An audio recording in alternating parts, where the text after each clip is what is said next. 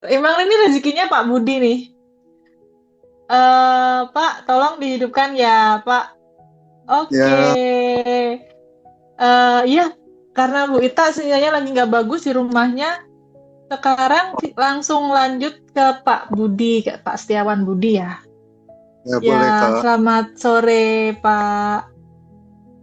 Ya, Ya, selamat ini sore. cerita.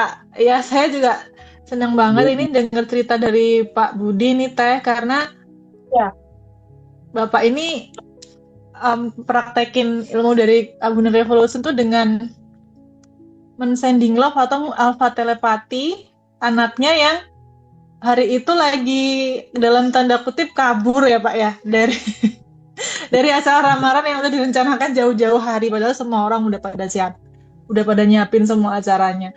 Nah itu gimana Pak sampai Bapak itu bisa apa ya merasakan nggak kalau kata orang Jawa itu gopoh ya gopoh itu apa ya nggak panik gitu padahal Wah, acaranya bener-bener last minute gitu loh.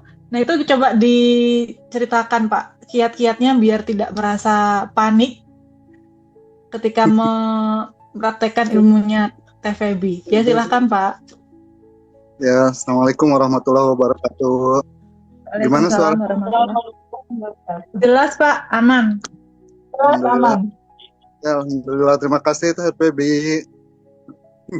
Ketemu lagi ya. Ketemunya baru sekali sih, tapi WA-an suka ya Teh ya. Ya, mungkin akan mundur dulu ke belakang ya. Gimana mungkin saya bisa sampai ketemu ngaji rosok, kemudian bisa praktekan sending love, terus Yuze sama alpha telepati. Yang pertama mungkin saya ingin bercerita dulu kalau saya ini udah resign dari pekerjaan tahun 2023 Teh. Karena Ya. saya ada di rumah sakit udah lama gitu, 27 tahun, udah merasa jenuh juga, ya udahlah saya memutuskan untuk pensiun dini gitu, tahun 2023. Nah, dalam keadaan tidak punya pekerjaan, kan saya perusahaan swasta ya, ya Teh ya.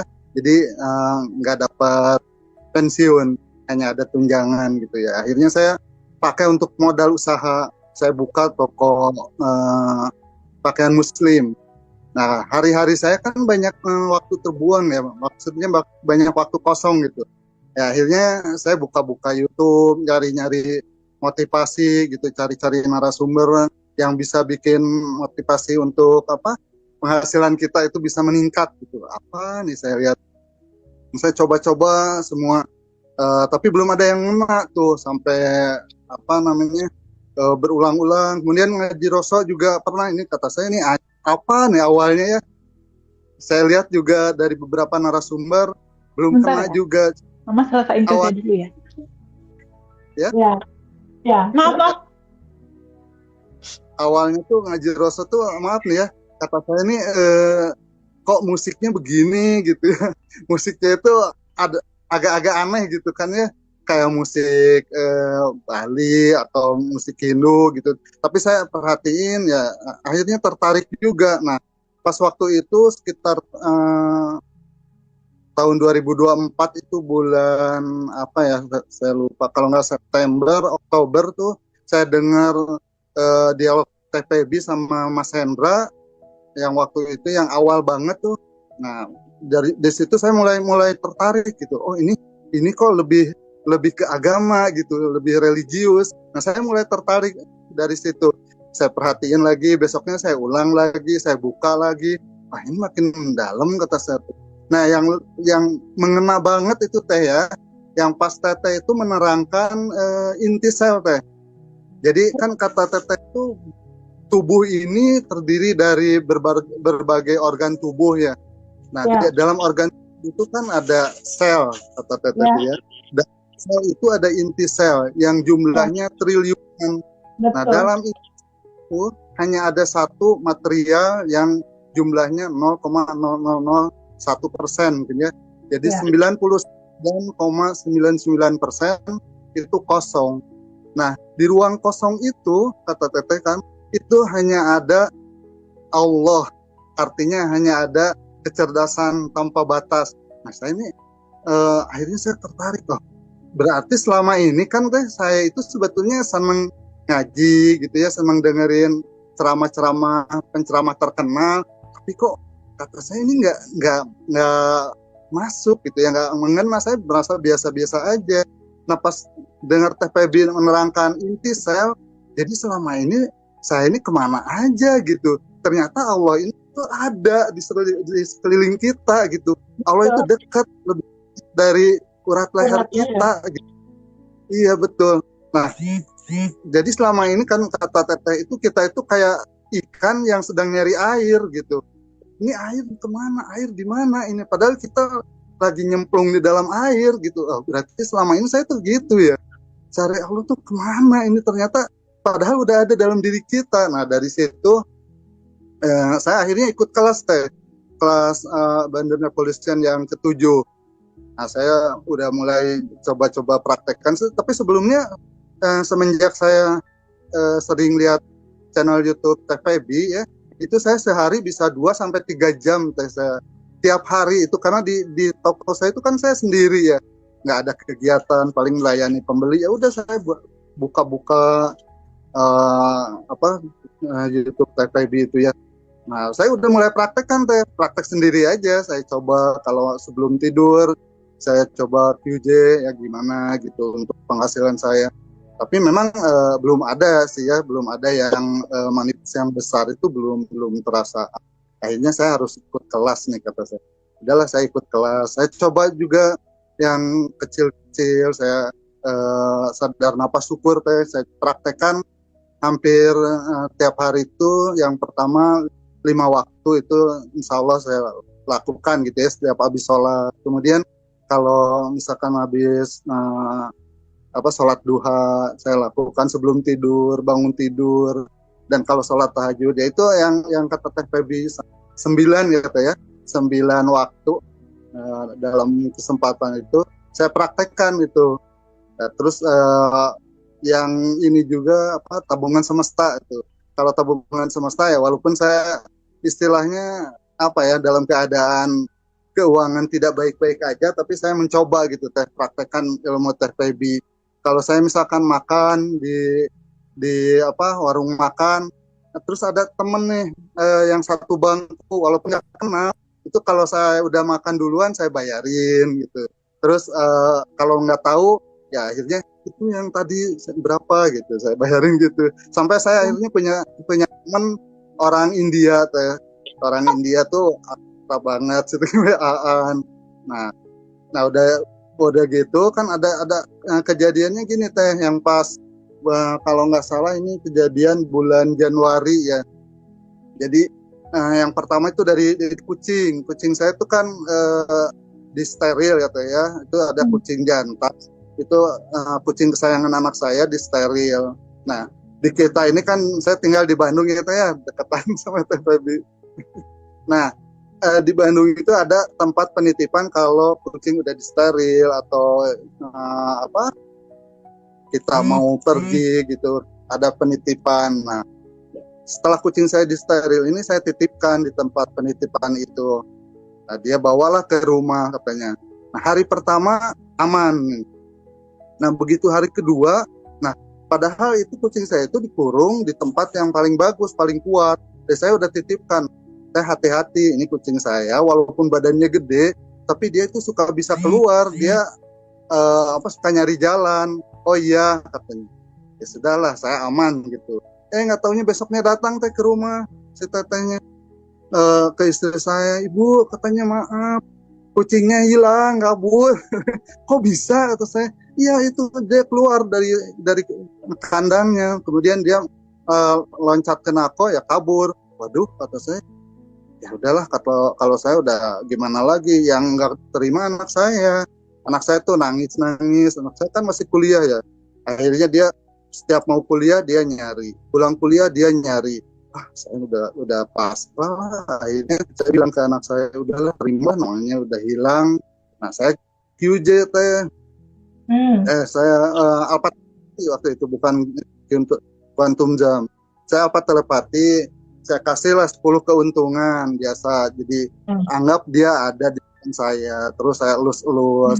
Jadi kalau kamu pulang, kamu akan dikasih makanan enak, kamu akan bisa main juga di rumah, bisa bebas, keluar juga kamu bisa boleh main.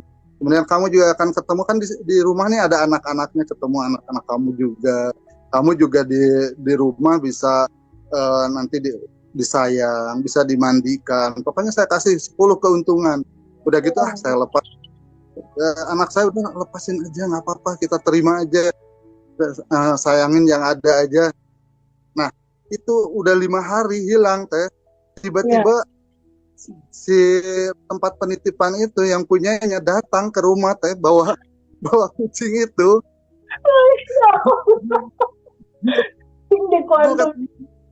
Datang, dia datang masuk ke rumah, ya udah saya tangkap. Padahal itu kan dia nggak tahu jalan ya di tempat yang baru, tapi dia pulang sendiri. Saya laporan kan ke Teh Febi ya, Teh alhamdulillah nih ketemu lagi, kata Teh Febi kan amazing katanya. Coba sekarang Kang yang 10 juta. Oh iya Teh. Nah waktu itu saya ingat pertengahan jalan kucing doang kata aku gitu.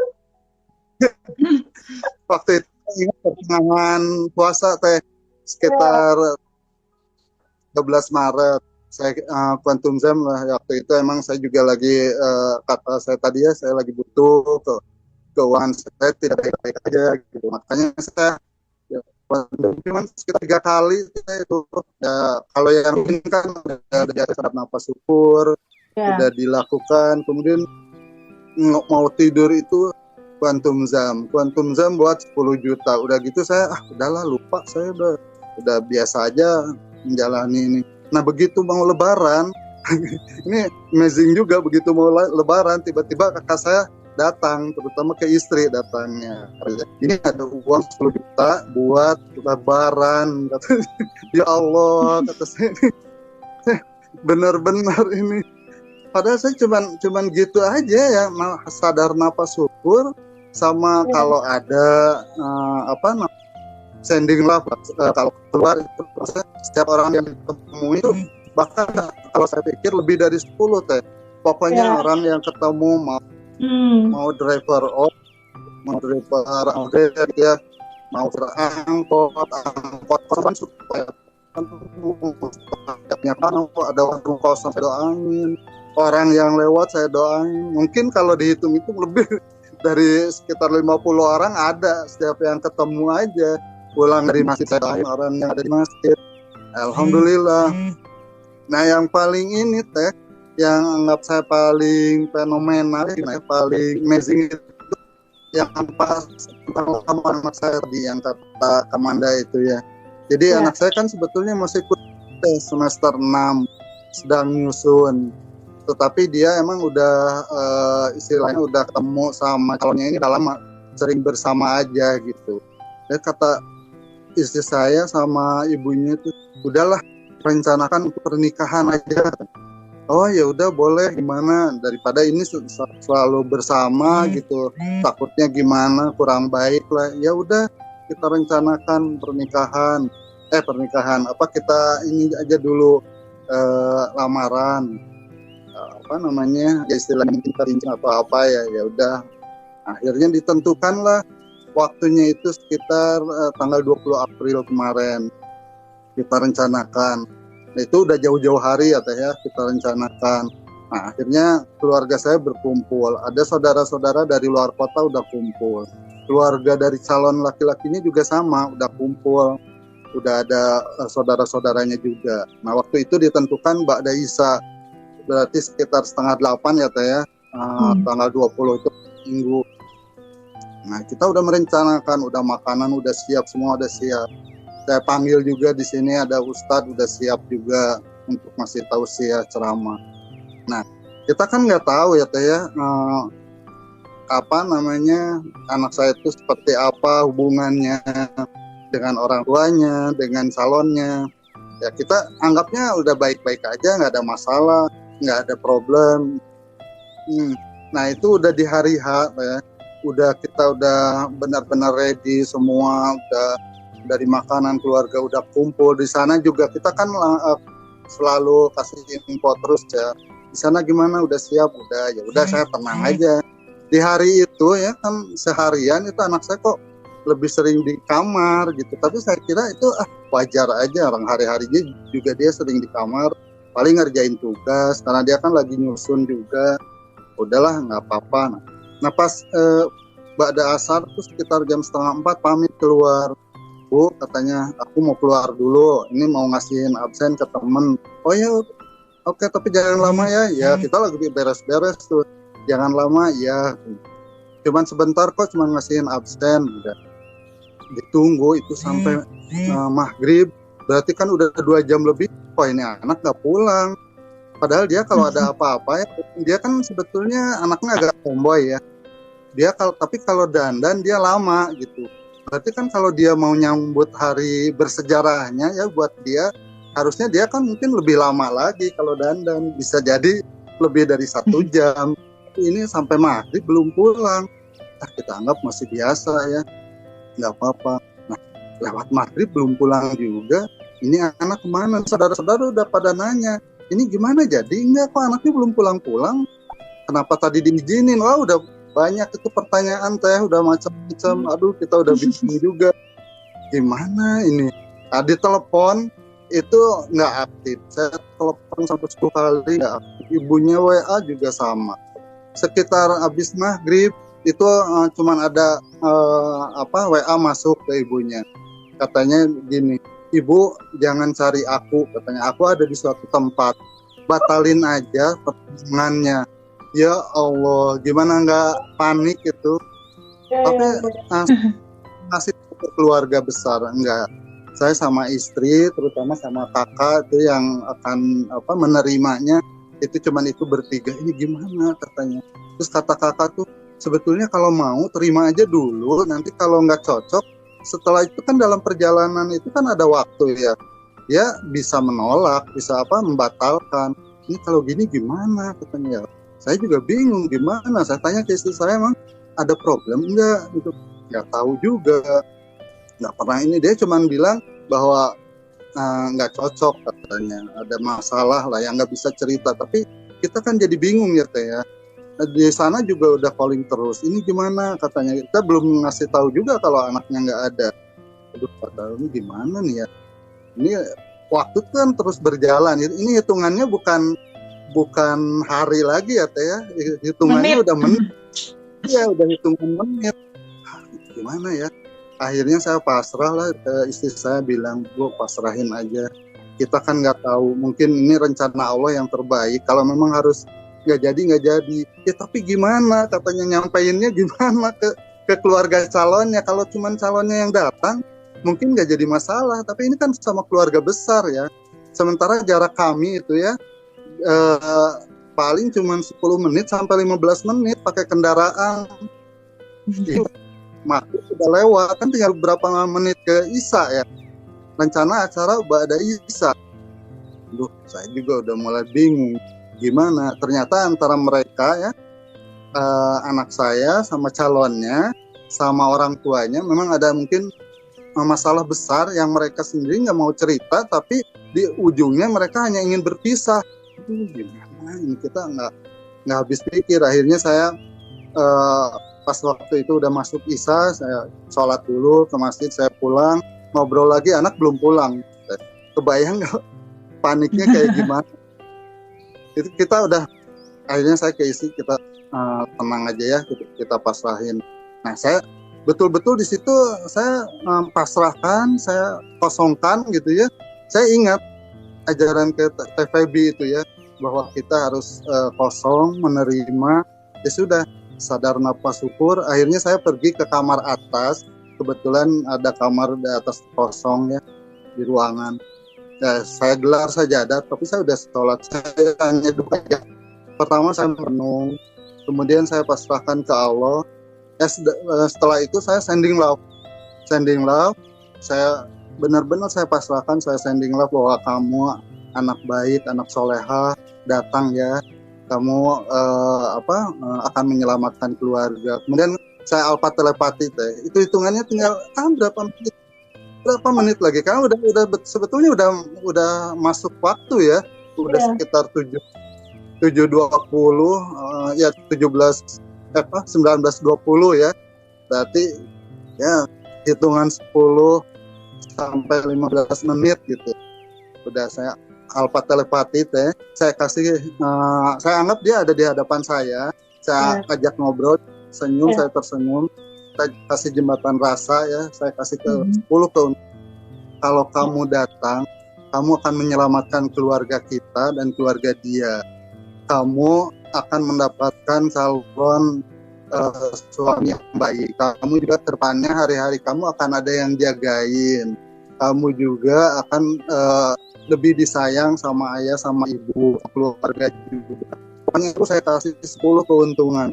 Udah gitu saya lepas. Istri saya manggil, ya katanya turun. Ya udah saya turun, udah datang belum?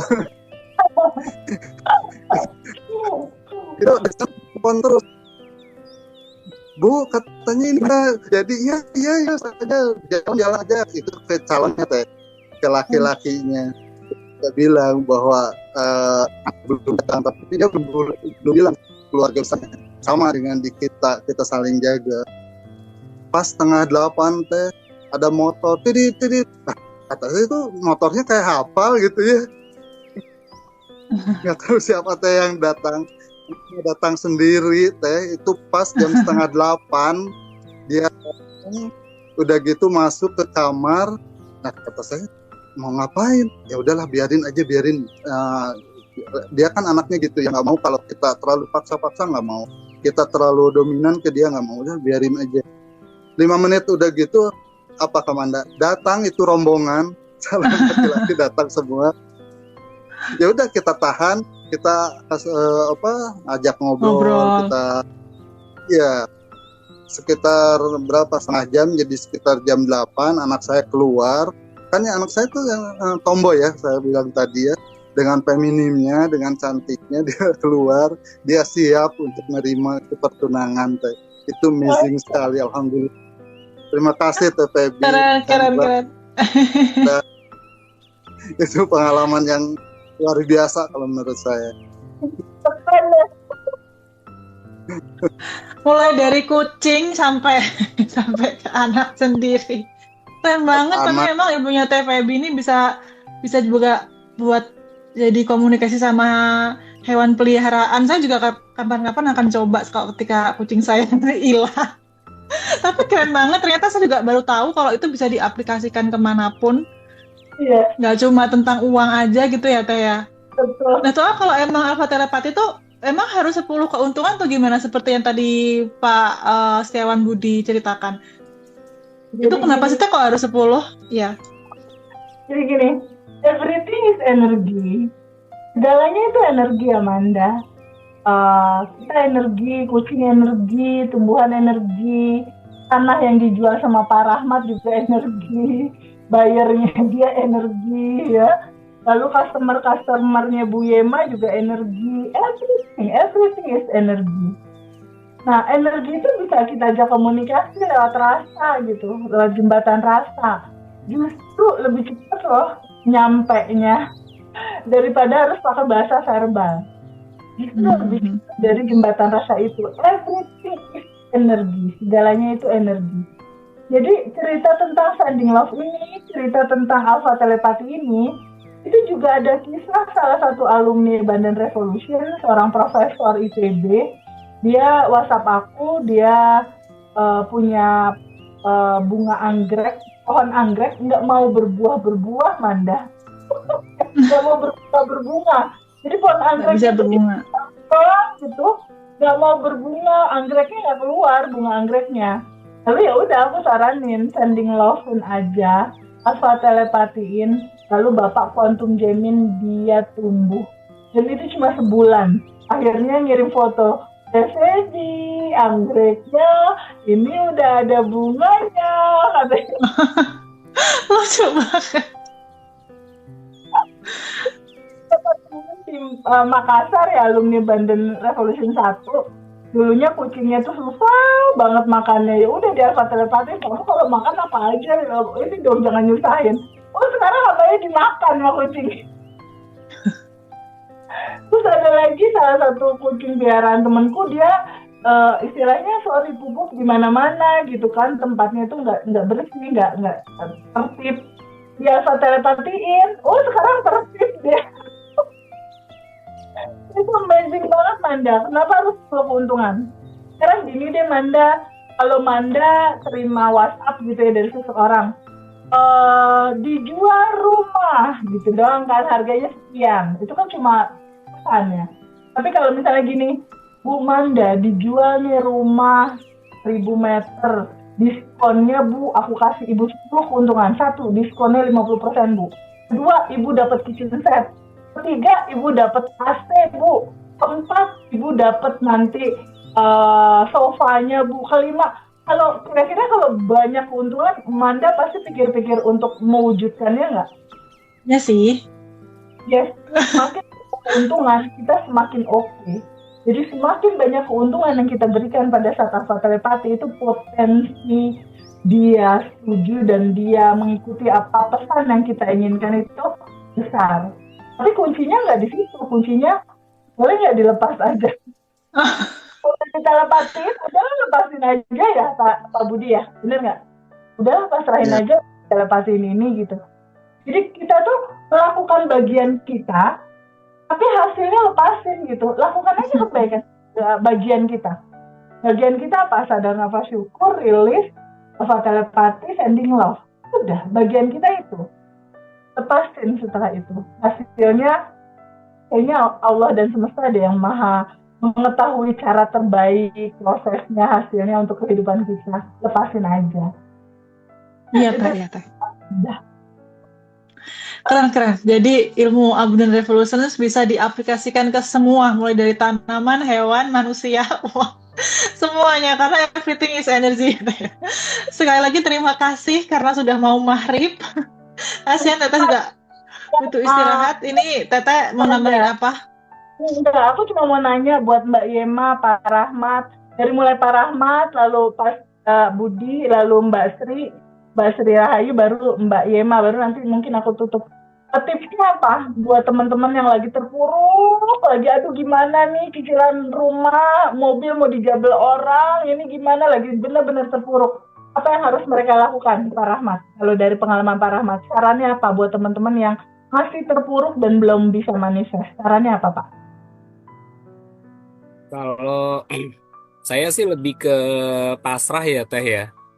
Pasrah, kalau misalnya memang itu belum dikasih ke kita, memang itu mungkin belum baik buat kita saat ini gitu Teh. Ya. Jadi lebih ke situ aja sih, letting go, lepasin aja. Terus ya emang kalau kita kepengen ya quantum jam, tapi jangan terlalu difokus dipikirin juga gitu. Udah biarin aja, enjoy aja gitu.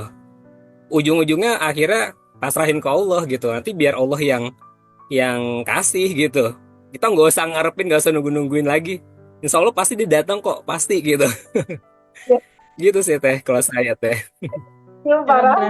Jadi nggak jadi pikiran juga gitu. Oke, Pak Setiawan Budi, apa sarannya buat teman-teman yang lagi terpuruk? Ya, untuk teman-teman mungkin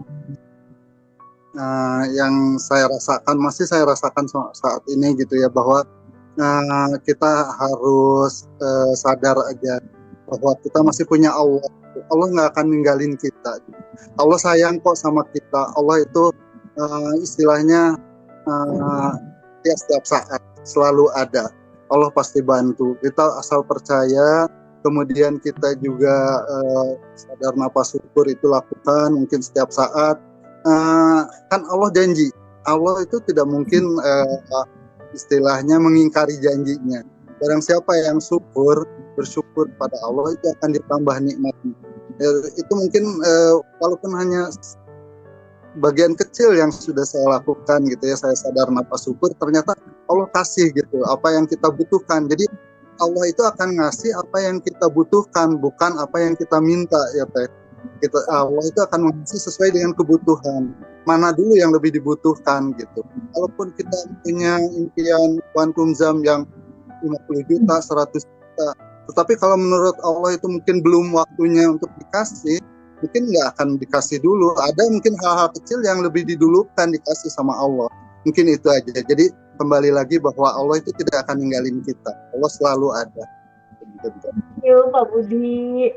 Mbak Rahayu, boleh nggak kasih tips ala Abundant Revolution apa yang harus dilakukan? Nggak kedengeran suaranya, sayang. Suaramu, sayangku. Nggak kedengeran, sayang. Halo, Udah. Ya, sudah. boleh. Apa, Mbak? Kalau saya balik lagi, kita ini kan percikan roh Tuhan. Iya, jadi apalagi yang dikhawatirin gitu. Yang penting kita do the best aja deh gitu. Banyakin tabungan semesta, banyakin bersyukur. Kita hidup lebih bermanfaat lagi bagi sesamanya. Sisanya biar Tuhan yang atur, biar iya bentar. Dengan kecerdasan semesta, udah itu aja. Ya, Lagi pesen aqua, maaf. terima kasih. Ya, sama-sama. Mbak Yema, apa Iya, yang Teh. mau disaranin buat teman-teman ala Abundant Revolution? Sarannya apa? Kita ingat kembali bahwa Tuhan dan alam semesta itu tidak memberikan, tapi menyediakan. Jadi bagaimana kita bisa menyelaraskan diri dengan apa yang disediakan Tuhan dan alam semesta. Yang pertama tentunya dengan sadar nafas syukur. Kita duduk di situ, kita terima itu, kemudian kita buang endapan-endapan emosi dalam bagasi emosi kita. Kalau ada kita masih ada yang di bawah 200 itu ya Teh, itu yang akan sangat mengganggu. Ya, itu harus kita rilis. Jadi ada sedih, ada kecewa, yang jelek-jelek itu kita buang, kita rilis di situ. Kemudian jangan lupa selalu 227 gitu. Jangan ada kesedihan ya Teh. Ya, jadi saat terjadi kita ingin banget sesuatu, kita butuh banget sesuatu, kita senyumin dulu gitu. Kemudian kita sadar nafas syukur, SNS gitu ya. Kemudian kita quantum jam, kemudian kita sending love. Insya Allah kita akan bisa menyelaraskan diri, dan kalau kita sudah bisa menyelaraskan diri itu, kita bisa berkonfigurasi dengan alam dan Allah. Oke, terima kasih. Keren banget Ibu sarannya. Nutup dari aku, teman-teman semua yang apapun situasinya saat ini, kalau masih belum ada manifestasi atau masih ada PR, ingat ya bahwa sejatinya kita itu sudah berkelimpahan. Dan kelimpahan itu sebenarnya udah ada di dalam diri teman-teman semua. Tinggal terbuka untuk sebuah fakta, terbuka pada sebuah kenyataan bahwa sebetulnya yang dibutuhkan oleh teman-teman itu adalah stop dulu sebentar, diam dulu sebentar, boleh nggak izinkan hening, lebih masuk ke dalam, sadar nafas syukur, syukuri semua apapun yang terjadi dalam realita kita. Jadi kalau ada kepahitan, ada kesedihan, ada kecemasan, cara pertama itu adalah izinkan, sambut, dan terima. Ya, izinkan sambut dan terima semua kisah sedih itu. Sambut dan terima. Lalu berikutnya izinkan untuk sadari penuh.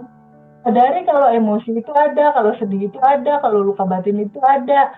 Dan terima semua itu apa adanya. Terima aja, adanya memang situasi seperti itu. Seperti kita menerima bahagia, sedih juga kita terima. Terima apa adanya. Setelah kita sambut, kita terima, lalu izinkan alirkan, izinkan lepaskan kembali ke cinta murni tanpa batas. Izinkan tidak melekat dengan itu semua. Dan pahami bahwa semua apa yang teman-teman mau udah ada sekarang. Cara mewujudkan yang udah ada di dalam dirimu itu hanya dengan bersyukur, berterima kasih. Merasakan bahwa itu sudah ada dan lepaskan limitasi kamu berupa emosi, keinginan pengen ngatur-ngatur, dan juga ego yang merasa diri jadi korban. Nah, lepaskan itu, izinkan lepas, agar limpahan itu muncul, bisa kamu rasakan. Dan pelan-pelan ketika kamu sadar bahwa kamu adalah percikan ruhnya yang tanpa batas dan berkelimpahan, nantinya realita kamu itu kayak slide kehidupan tuh berubah gitu. Dari slide 1 pindah ke slide 2 gitu. Jadi slide kehidupannya itu akan berpindah dengan sendirinya gitu. Ketika kita menyadari dan kita mensyukuri apapun yang terjadi dalam kehidupan kita. Syukuri, sadari, pahami bahwa hidup itu cuma permainan. Jadi nggak usah serius-serius. Di 227-in aja gitu. Seperti teman-teman yang lain. Itu Manda, makasih banyak ya buat Pak Rahmat. Terima kasih. Ya, Pak Budi. Makasih Pak Rahmat, Pak Budi, Mbak Yema, Ibu Sirahi, terima kasih makasih banyak. Teh. Thank you so much. Ya, pamit ya. Dadah. Assalamualaikum. Ya, waalaikumsalam warahmatullahi wabarakatuh. Makasih Teteh. Terima kasih.